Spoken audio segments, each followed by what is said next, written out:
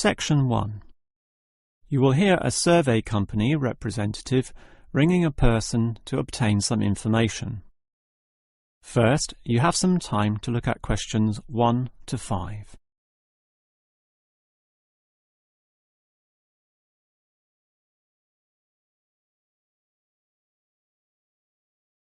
You will see that there is an example that has been done for you. On this occasion only, the conversation relating to this will be played first. Hello? Hello? Who is this? Hello, I'm a representative of the Tally-Ho Survey Company, and I'd like to ask you a few questions regarding exercise. Ah, that's an interesting subject. The representative will ask questions about exercise, so exercise has been written in the space. Now we shall begin. You should answer the questions as you listen, because you will not hear the recording a second time. Now listen carefully and answer questions 1 to 5. Hello? Hello? Who is this? Hello, I'm a representative of the Tally-Ho Survey Company, and I'd like to ask you a few questions regarding exercise. Ah, that's an interesting subject. Yes, we think so too. But I'm afraid I'm a bit busy at the moment. Don't worry, this will only take about 4 minutes at the most. It's 10:25 now, so it will all be over by 10:30. Well, all right, if it's that short. It will be. So, one of the first things I need to know is where you are. That is, which suburb or area of the city. The last client was in Blackburn, for example. Blackburn, that's close to me. I'm in Box Hill. Another eastern suburb, then. I have a friend in Box Hill, too. Interesting place. Now, I need your approximate age for this survey. Are you younger than 20, between 20 and 29, 30 and 39, and so on? I'll turn 40 in a few months, so that puts me in the 40 to 49 age group. Well, that's in a few months, so right now you're in the 30 to 39. Oh, right, so put that then. OK. Now, I need to know your occupation. The last caller was a housewife, for example. The one before that, a teacher. I used to be a teacher too, teaching cookery. And now? Now you can just put domestic duties. Actually, I hope to begin a new job soon as a cook, but that won't be for some time yet. I have to wait for my husband's restaurant to open. Cook? That sounds interesting. But it's domestic duties for now. OK, that just leaves some information about your family. This is not obligatory at all, so if you don't want to answer, that's fine.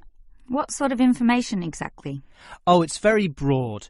Married with children, single mother, that sort of thing. The last customer said she was a single mother. I'm married and not a mother. Put married, no children. I'm married with children myself, but I'll put in your details. And that finishes the profile and just leaves the actual survey itself if you're ready to proceed. Before you hear the rest of the conversation, you have some time to look at questions 6 to 10.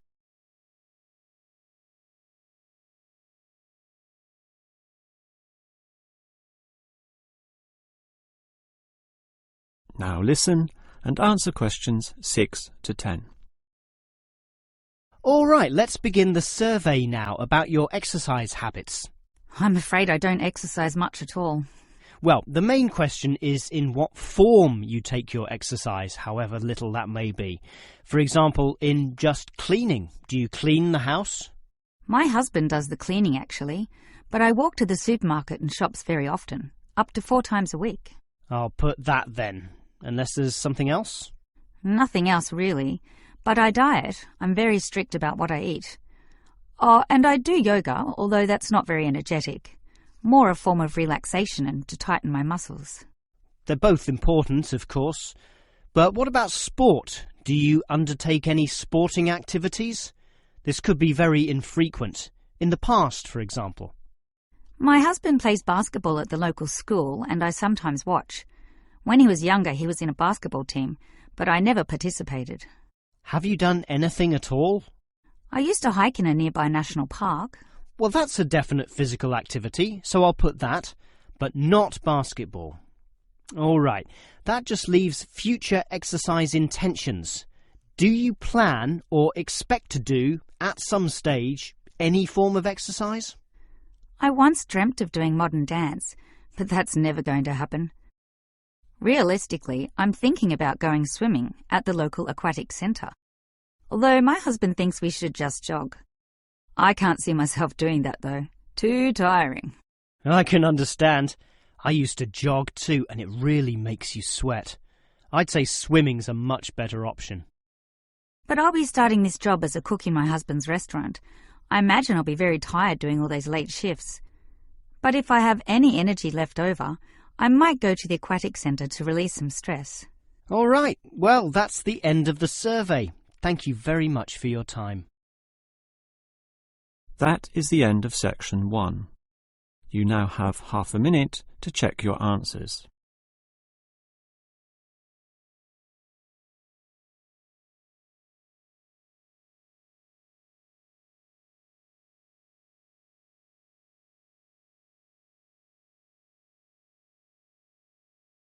Now turn to section 2.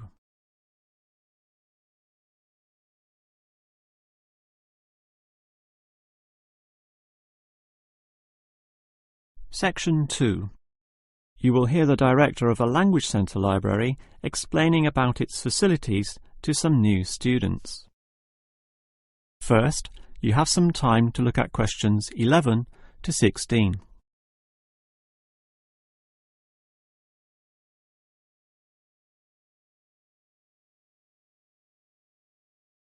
Now listen carefully and answer questions 11 to 16. Welcome to the library, or the ILC, which means Independent Learning Centre, and let me explain about some of its facilities. We're standing here at the entry gates next to the borrowing desk. That's where you check out any books, but you are also advised to study in the library here, since most of our material cannot be borrowed. Thus, we have seating along the middle of the library, and in that far corner in front of us on the left, we have the quiet reading section for some serious reading activity. We used to have the computers there, but then realised that that corner was very quiet and thus better suited for the purpose it now has. The computers were instead shifted to a more central location, right beside us here on the left. Again, somewhat confusingly, this area once housed the newspaper and magazine section, but the people in the quiet reading area had to walk too far to collect this literature, so it was moved to right beside them in the adjacent corner. So, feel free to read the newspapers there, but the reference books, those huge weighty dictionaries, atlases and encyclopedias, were all situated at the opposite end of the building, against the wall. This was because they weren't generally that popular, and we wanted more space for the magazine racks, always a favourite with readers.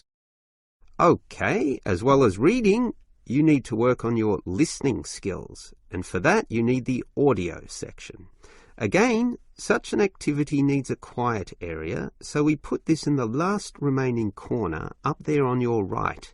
As you can see, there are CD players and headphones, so just borrow the listening packs, sit down there and listen away.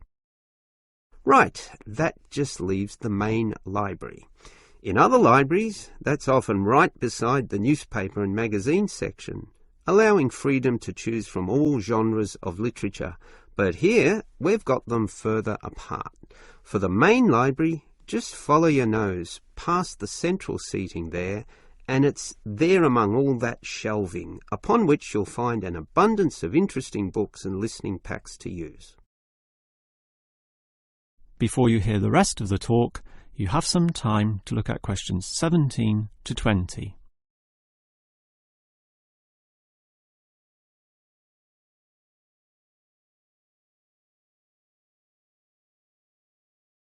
Now listen and answer questions 17 to 20.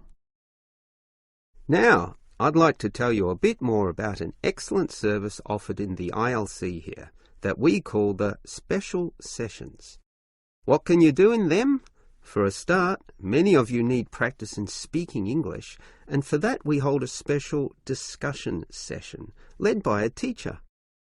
That can be noisy. In fact, we hope that it is noisy, since that would mean many people are talking.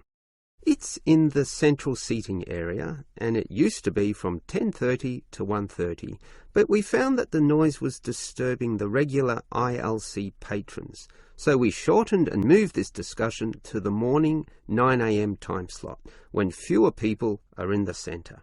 It goes for 1.5 hours. All right, what about writing skills? Well, we can help you there with another teacher. Now, writing is a fairly quiet activity, so that teacher stations him or herself in the quiet reading area from 1:30 until 3. The 10:30 to midday time slot cannot have a teacher for such writing skills, as they are all teaching in the morning. For this reason, of course, there cannot be an on-call teacher in the morning either. Although many people would like one, particularly the 10:30 to noon crowd, having just finished their early morning class. These students all have to wait until midday onwards, when, for 3 hours, a teacher will be stationed in the audio section, ready to deal with all those questions. Until recently, we had another teacher doing the 3 p.m. to 6 p.m. time slot in the central seating, but all the noise interfered with the late users of the ILC, so we had to cancel that. Also noisy can be the language exchange, where local students who want to learn your language will help you practice English. This is generally done in pairs, so the noise level is low enough not to need this exchange to run at 9 a.m, but at the more congenial time of 10:30 among the central seating. That must finish by 1:30 though, after which quieter and more individual activities take place. That is the end of section 2. You now have half a minute to check your answers.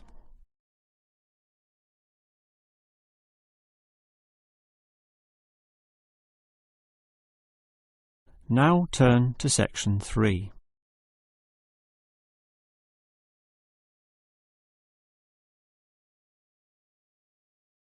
Section 3.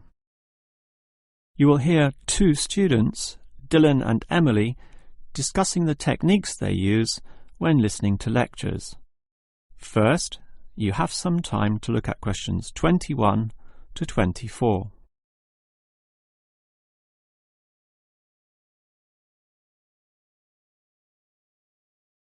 Now listen carefully and answer questions 21 to 24. Hi, Emily. What did you think of that lecture? A bit hard to follow, but I have some good lecture listening note-taking strategies which really help, so I can review the lecturer's message later. Lecture listening note-taking strategies? Review it later? That sounds interesting. I must admit, I struggle a bit to take down the gist of what I hear. Look at my notes. Well, I can see a basic problem immediately. You're writing full words, such as century, when all you need is a C. And don't write increase, just draw an up arrow. And why write thousand when a TH will do? I see. Just use symbols. That's not a bad idea at all. It's the most basic strategy, allowing you to record information at a faster pace. These lecturers can talk faster than others too, so you don't want to waste any time. But you need to be very familiar with your set of symbols. Why? Because you'll have to look at these notes days, weeks, or even months afterwards when you begin writing your essay. So you'll need to be able to interpret them at a later stage. I think I can do this, even by looking at your notes. Imed must mean immediately. But regarding the lecture as a whole, I knew the professor would be giving a set of specific recommendations and comparing two alternative approaches, so I formatted my page in advance, adding the features consistent with the nature of what I was going to hear. I think I need an example of what you mean. Well, look at my page. Before the lecture, I drew large headings saying recommendations. You should always draw these, and I draw a table saying approach 1 and approach 2. At the end, I drew a flowchart, as obviously the final recommendation would be a step-by-step approach. Then I was prepared in advance to simply fill in the spaces. Wow! Now that's clever. Before you hear the rest of the talk, you have some time to look at questions 25 to 30.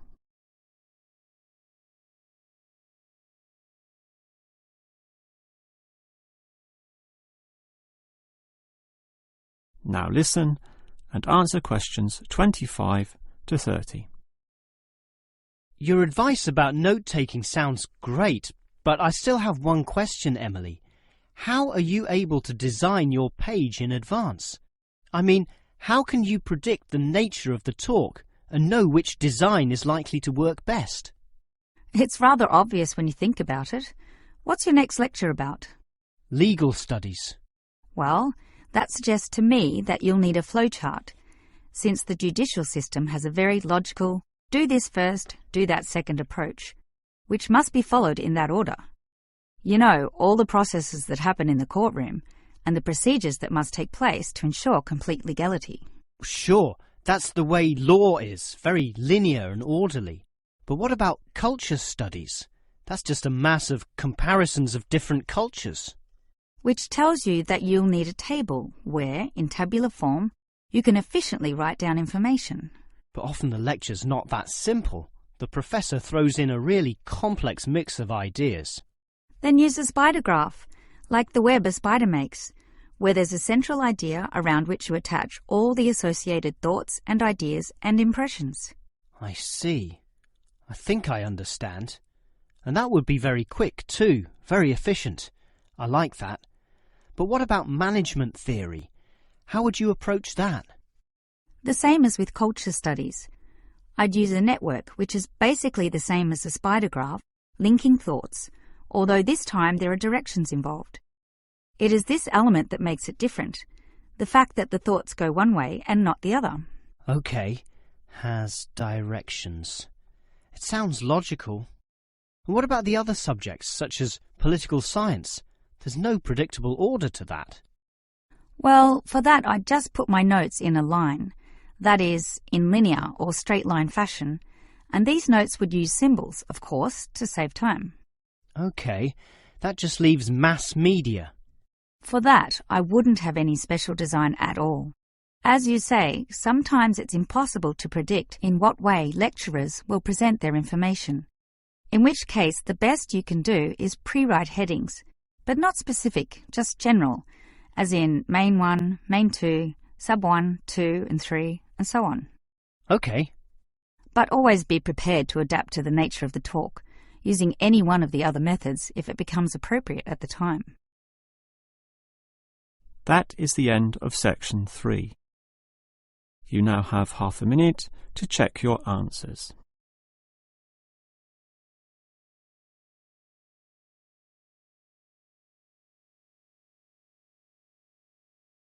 Now turn to section 4.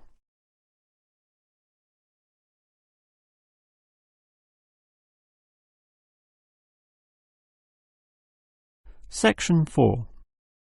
You will hear a lecturer talking about an unusual atomic particle called a neutrino. First, you have some time to look at questions 31 to 35.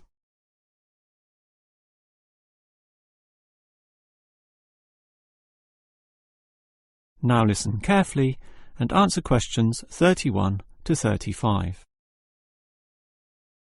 When considering the smallest unit of matter, the atom, most people know of electrons, protons and neutrons, but almost none know of another particle, even though they are constantly emitted from the sun in the trillions, with 100 to 200 billion of them regularly passing through your body every second.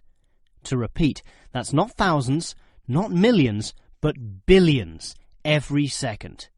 You don't feel them because they are small. In fact, so tiny that we can barely detect their presence at all. These mysterious particles are called neutrinos. Despite such an abundance, detecting them is a huge undertaking, and there are many reasons for this.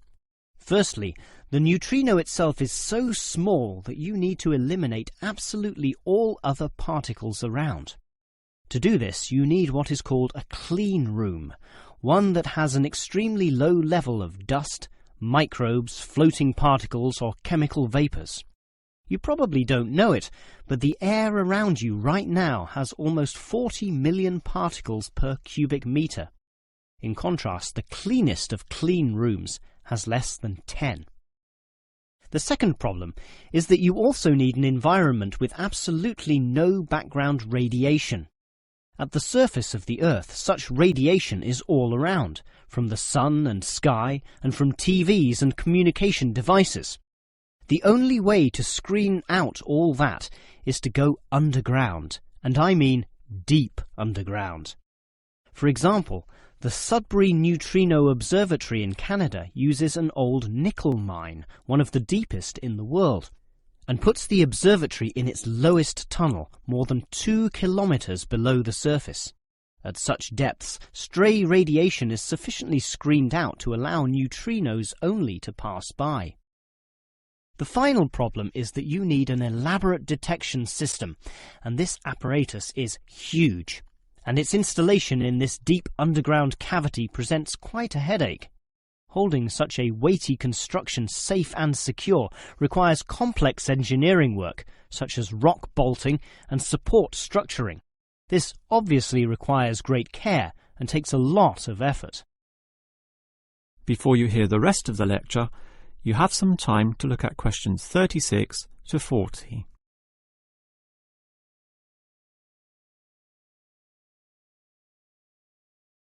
Now listen and answer questions 36 to 40.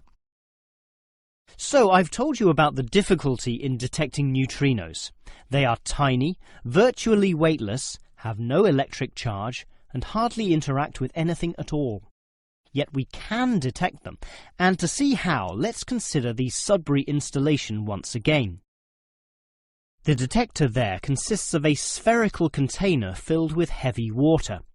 This rests inside another vessel filled with normal water, which helps support the weight of the inner sphere, as well as providing further shielding from any stray radiation.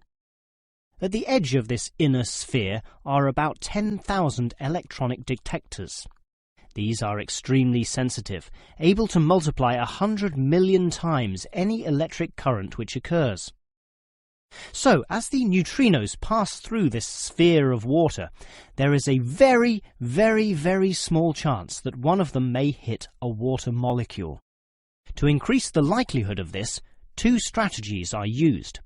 1. The larger the sphere of water, the better, and the Sudbury tank holds not 10 tons, not 100 tons, but 1,000 tons. 2. The water is special, consisting as it does of heavier molecules. So what happens is this. If the neutrino hits the water molecule, the neutrino is absorbed, but the molecule itself splits apart, producing a tiny electric current. It is this which is detected and analysed, giving key information about the neutrino. The final question is, why do we care about these elusive particles? Well, just think. They can pass right through the core of our sun at the speed of light without being affected or losing strength. No other form of radiation can do that, meaning that the knowledge we get about neutrinos can help us to control them. With this ability, we can probe the centre of our Earth, the inner layers of our sun, and the outer limits of our solar system. And that makes it all worth the effort. That is the end of section 4. You now have half a minute to check your answers.